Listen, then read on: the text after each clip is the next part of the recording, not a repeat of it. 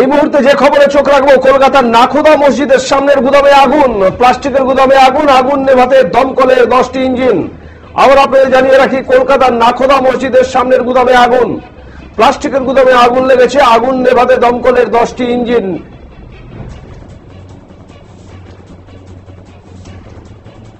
এদিন 7 সকালে আগুন লাগার ঘটনা ঘটে। এরপরেই খবর যায় দমকলে। দমকল বিভাগের 10টি ইঞ্জিন ঘটনাস্থলে পৌঁছে আগুন নেভানোর কাজ চালায়। ঘটনার খবর পেয়ে ঘটনাস্থলে পৌঁছে যান দমকল মন্ত্রী সুজিত বসু, কলকাতার মেয়র ফিরহাদ হাকিম।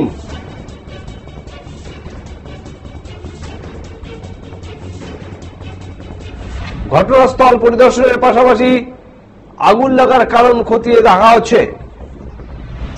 এই প্রসঙ্গে কি জানিয়েছেন কলকাতার মহানাগরিক ফিরহাদ হাকিম, শুনবো।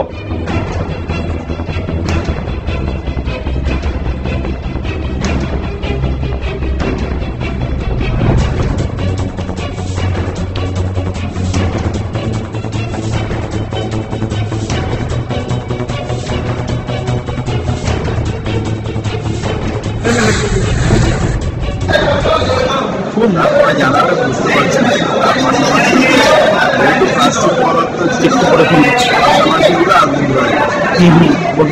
আমি ধন্যবাদ জানাই আমাদের কাউন্সিলর মহেশ শর্মা এবং সবাই আমরা যারা তারা কোনটাই উদ্যোগ নিয়ে দৌড়ে এসছে, তারপরে দমকল এসছে, পাশাপাশি বাড়িগুলোর মধ্যে তাদের ছড়িয়েছিল, যেহেতু লীলাটা অনেক বড় ছিল, ধ্বংসলীলাটা অনেক ছিল,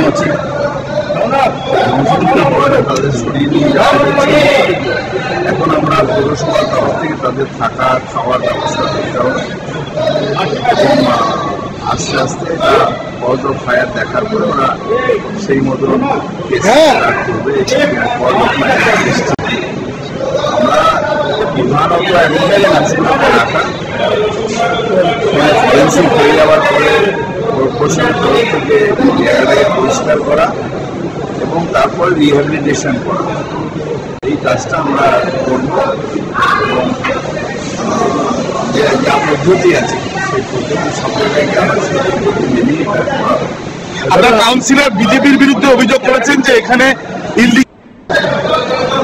তারপরে জানাটা বুঝতে পারছেন